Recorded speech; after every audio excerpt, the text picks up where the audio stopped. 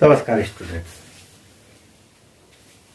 आज क्लास 9 के circle chapter के एक तो क्वेश्चन पर हम लोग डिस्कस करेंगे।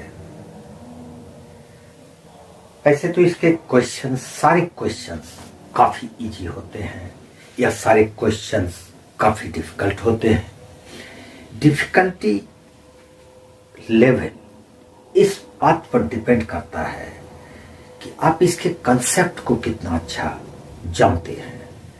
आज जिस तो क्वेश्चन पर हम लोग डिस्कस करेंगे, पहले उसका एक छोटा सा हल्का कंसेप्ट देख लेते हैं। ठीक, चलिए। ये एक सर्किल है, इसका कहीं न कहीं सेंटर होगा। मान लेते हैं ये एक सेंटर है, तो इसके सर्कमफेरेंस पर 2 पॉइंट ए और बी हम लोग ले लेते हैं। तो ये ए बी एक आर्क बन गया।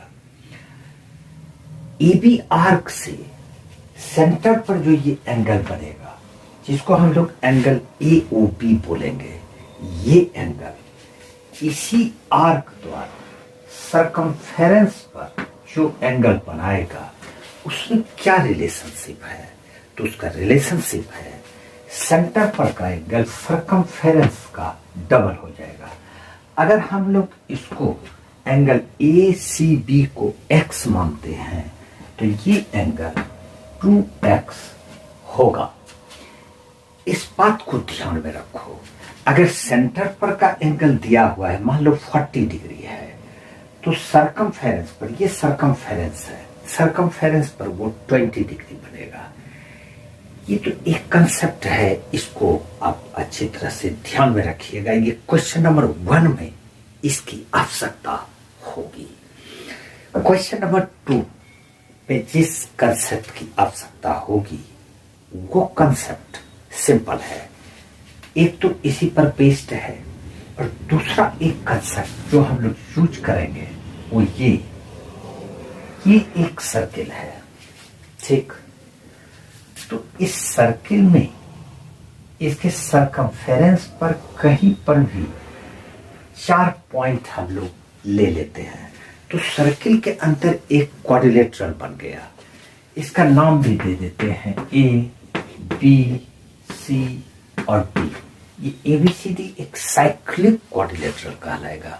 ठीक, अब इसमें कौन सा कंसेप्ट है, कौन सा थ्योरम है जो कि क्वेश्चन नंबर 2 में यूज होगा? वो है कि ऑपोजिट एंगल्स, यानी एंगल ए और एंगल सी, इसका सम, ये एंगल और ये एंगल, अगर इसको प्लस कर दो दोनों एंगल को, तो ये सप्लीमेंट्री होता है, यानी 180 डिग्री होगा। क्वेश्चन नंबर 1 में ये यूज होगा और क्वेश्चन नंबर 2 में ये यूज होगा। इसको ध्यान में रखते हुए अब हम लोग चलते हैं उस धमाकेदार क्वेश्चन पर, जो कि डेफिनेटली किसी भी स्टूडेंट को अगर दे दिया जाए तो वो स्टूडेंट फर्स्ट अटेम्प्ट में उसको सॉल्व नहीं कर सकेगा। वैसे तो ये book doctor R D Sharma sir का है, लेकिन ये क्वेश्चन आपको एनसीईआरटी में भी मिलेंगे। तो इस प्रकार से ये क्वेश्चन एनसीईआरटी का ही कहलाएगा। डॉक्टर साहब में ये सॉल्व्ड क्वेश्चन है। देखिए, bisectors of angles A B and C of a triangle ABC. कोई भी एक ट्रायंगल एबीसी है तो उसका एंगुलर बाइसेक्टर ए का, बी का और सी का एंगुलर बाइसेक्टर खींच देते हैं। Intersect its circle at D, E and F respectively। तो प्रूव करना है angles of triangle DEF equal to 90 degree minus A/2, 90 degree minus B/2 and 90 degree minus C/2। देखिए, सबसे पहले इसका एक डायग्राम बना लेते हैं।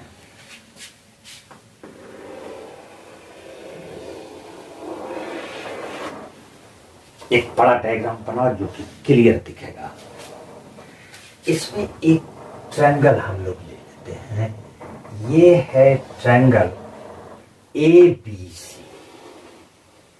और इस तरह से ये सर्किल सर्कम सर्किल कहलाएगा। ट्रायंगल के बाहर इसके तीनों वर्टेक्स को टच करते हुए जाता है तो ये सर्कम सर्किल कहलाएगा। A, B और C ये 3 एंगल्स है ट्रायंगल ABC का। अब एंगल A का ये बाइसेक्टर इस तरह से खींच देते हैं तो सर्कमफेरेंस पर ये इंटरसेक्ट करता है D पॉइंट पर। फिर B का एंगुलर बाइसेक्टर इस तरह से खींच देंगे तो ये सर्कम सर्किल को E पॉइंट पर इंटरसेक्ट करेगा तो ये पॉइंट E है। और फिर एक एंगल है C, ये एंगल C का एंगुलर बाइसेक्टर सर्कम सर्किल को F पर इंटरसेक्ट करता है तो ये पॉइंट F होगा। अब ट्रायंगल DEF कहाँ है? DEF ये कोई ट्रायंगल ही नहीं है, लेकिन ट्रायंगल है। कैसे? तो इसको ज्वाइन कर देते हैं इस तरह से, इसको इस तरह से और इसको इस तरह से, तो DEF एक ट्रायंगल बन गया। जैसे लगता है कि महाभारत का चक्रव्यूह है और उसमें कहीं अभिमन्यु फंस गया है। चलिए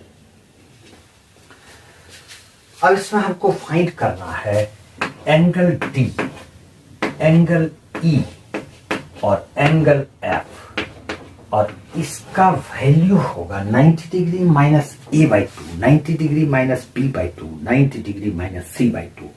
कौन सा एंगल A/2, B/2 और C/2 होता है ये तो बाद में पता चलेगा, लेकिन ये फिक्स है कि यही तीनों एंगल प्रूव करना है। अभी हम लोग यहां पर जिस कॉन्सेप्ट की बात करे थे उसका यूज करते हैं। देखो AD is the bisector of angle BAC given है, तो इस प्रकार से ये angle CAD, angle CAD is equal to angle A/2 हो जाएगा। ठीक, अब यहां पर ये एक कोड है क्या आर्क है, इस आर्क पर जो ये एंगल बना है, ये जो आर्क है DC, इस आर्क पर बना हुआ एंगल ये और इसी आर्क पर बना हुआ एंगल CFD इक्वल होगा। तो हम कहेंगे angle CFD is equal to angle A/2 हो जाएगा। ठीक, यह हो गया। इसका मतलब CFD हम इसको एंगल A/2 लिखेंगे, लिख देंगे। ठीक, अब देखते हैं ये एक आर्क है, ये वाला, इस आर्क पर ये एंगल बन रहा है यहां पर ये वाला, तो ये एंगल B/2 है। तो जब ये एंगल B/2 है तो इसी आर्क पर ये एंगल बन रहा है इतना सा, तो ये भी एंगल B/2 होगा। इसका मतलब एंगल F, यहां पर जो एंगल F है वो angle A/2 plus angle B/2 हो जाएगा। यहां तक में कोई प्रॉब्लम नहीं होगा। क्लियर? अब चलते हैं दूसरी तरफ, एंगल DEF में अब E की तरफ चलते हैं। ये एक आर्क है, इस आर्क पर ये एंगल, ये वाला एंगल, और इसी आर्क पर ये एंगल इस तरह से ये, तो ये A/2 है, तो इसका मतलब ये एंगल भी एंगल A/2 हो गया। तो हम इसको लिखेंगे, एक बार लिख लेते हैं सबको पहले, उसके बाद सारे एंगल्स को लिखेंगे। फिर एंगल E का दूसरा पार्ट बच जाता है BEF, यानी ये एंगल, अब देखते हैं ये एंगल का वैल्यू क्या आता है। ये एक कोड है ये वाला, तो इस कोड पर ये एंगल और इसी कोड पर यहां पर ये एंगल भी बना हुआ है, तो ये एंगल C/2 है, तो इसका मतलब ये एंगल भी C/2 होगा।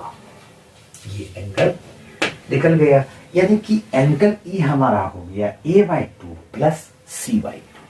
अब चलते हैं, एक एंगल D बच जाता है, तो D का ये एंगल और ये एंगल है, ये दोनों एंगल देखते हैं क्या क्या आता है। तो ये है इस कोड पर AE कोड पर, तो AE कोड पर ये एंगल इतना सा और AE कोड पर ही ये एंगल इतना सा B/2, तो ये एंगल हो गया एंगल B/2, इसको हम लोग B/2 लिखेंगे। अब फिर ये एंगल देखते हैं इस कोड पर है या इस आर्क पर है, तो इस आर्क पर ये एंगल और इसी आर्क पर ये एंगल, यहां से ये दोनों लाइन जाके यहां पर मिला, तो ये एंगल है हमारा C/2, तो इसका मतलब ये एंगल हो गया एंगल C/2। अब DEF का सारा एंगल्स मिल चुका है। अब एक बार लिख लेते हैं हम लोग एंगल,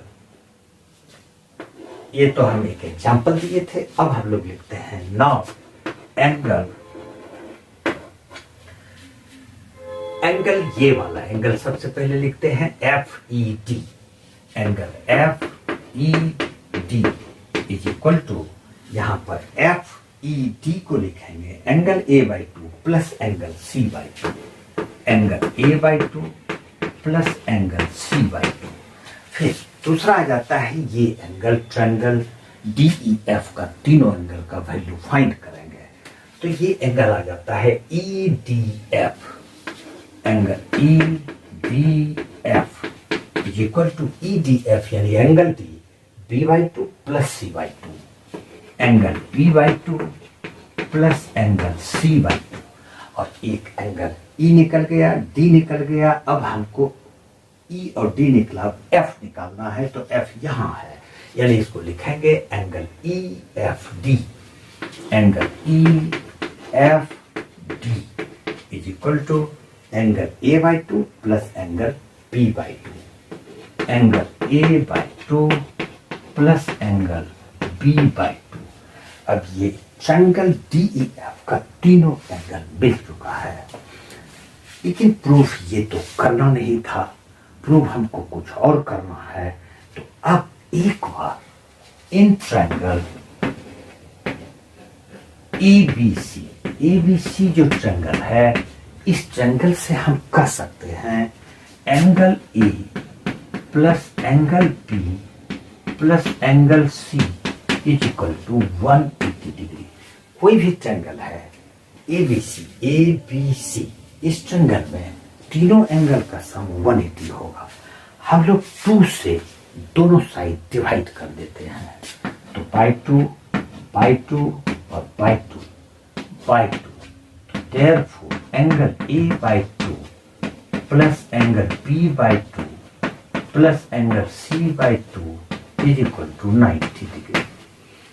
अब हमको यहाँ पर FED A/2 प्लस C/2 निकालना है, तो A/2 प्लस C/2 को इस बार रखेंगे और B/2 को इस साइड ले आएंगे, तो therefore angle A/2 plus angle C/2 is equal to 90 degree minus ये B/2 इधर आ जाएगा। अब A/2 और C/2 के जगह पे हम लोग 90 डिग्री माइनस एंगल B/2 लिख सकते हैं, तो एंगल FED यानी कि एंगल E ये हो गया 90 डिग्री माइनस एंगल B/2। अब हम लोग निकालते हैं B/2 और C/2 का वैल्यू, तो B/2 और C/2, इस बार B/2 और C/2 को रखेंगे और A/2 को उस साइड ले जाएंगे, तो B/2 प्लस C/2। सिमिलरली ऐसे ही हम लिखेंगे B/2 plus C/2 is equal to 90 degree minus A/2, तो यहाँ पर ये आ जाएगा 90 डिग्री माइनस एंगल A/2। और एक और एंगल है A/2 प्लस B/2। अब की बार A/2 और B/2 को इस साइड रखेंगे और C/2 को दूसरी साइड ले जाएंगे, तो ये आ जाएगा 90 डिग्री माइनस C/2। अब वैल्यू रख लेते हैं। D का वैल्यू आ गया है 90 minus A/2, 90 degree minus angle A/2। और ये F का वैल्यू है 90 डिग्री माइनस एंगल C/2। और यही हमको प्रूफ करना था।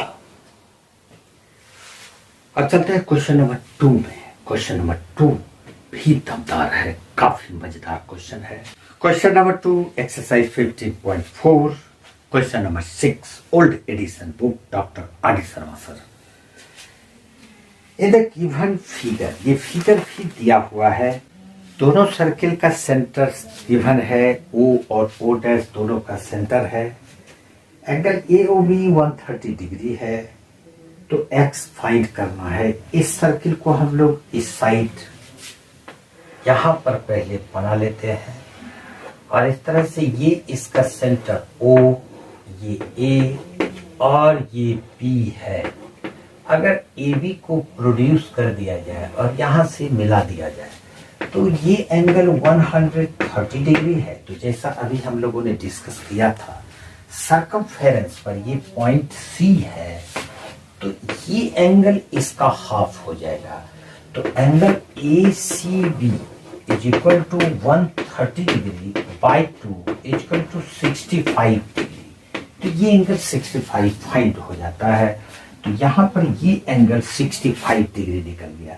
अब ACD एक स्ट्रेट लाइन है, तो ये एंगल और इसके बगल वाला एंगल मिलके 180 हो जाएगा। तो हम कह सकते हैं angle BCD, angle BCD is equal to 180 degree में सब्जेक्ट कर देंगे एंगल ACB, और ACB 65 डिग्री फाइंड किए हैं, तो ये आ जाता है 150 डिग्री। इस प्रकार से ये एंगल हमारा 150 डिग्री निकलता है। अब यहां पर एक सरकमफेरेंस पर ये एंगल बना लेते हैं, तो इसका नाम भी दे देते हैं E। तो जैसा भी हम लोगों ने डिस्कस किया था, CBED एक साइक्लिक क्वाड्रिलेटरल है, और जब ये एक साइक्लिक क्वाड्रिलेटरल है तो angle C plus angle E 180 हो जाएगा। Since angle C plus angle E is equal to 180 degree, और यहाँ पर C का वैल्यू 115 निकलता है। तो therefore angle E is equal to 180 degree minus 115 degree. तो 115 डिग्री का मतलब ये 65 डिग्री आ जाएगा। ये एंगल 65 निकल गया, लेकिन हमको फाइंड करना है X। अब एक थ्योरम जो पहले हम लोग देखे थे कि जो सेंटर पर एंगल बनेगा, ये एंगल सर्कमफेरेंस के एंगल का डबल होगा। तो यहाँ पर ये सर्कमफेरेंस पर बन रहा है, तो सेंटर पर एंगल इसका दोगुना हो जाएगा। तो हम कर सकते हैं angle BOD, therefore angle BO dash है, ये BO dash D is equal to 2 multiply angle BED, angle BED, और ये 2 मल्टीप्लाई BED, यानी कि BED मतलब एंगल E जो कि 65 डिग्री है, इसको मल्टीप्लाई करेंगे तो ये 130 डिग्री आएगा। ये दोनों क्वेश्चन काफी मजेदार है। उम्मीद है मेरे एक स्टूडेंट हैं, मेरे एक फैन हैं शिवराज, उन्हीं का ये डिमांड था, और मुझे उम्मीद है कि शिवराज आज का ये क्वेश्चन आपको जरूर पसंद आया होगा। कमेंट में जरूर आप लिखेंगे, और अगर आपका भी कोई क्वेश्चन होता हो तो डायरेक्ट व्हाट्सएप पे भी पूछ सकते हैं या कमेंट बॉक्स में लिख सकते हैं। आज इतना सा ही। जय हिंद, जय भारत।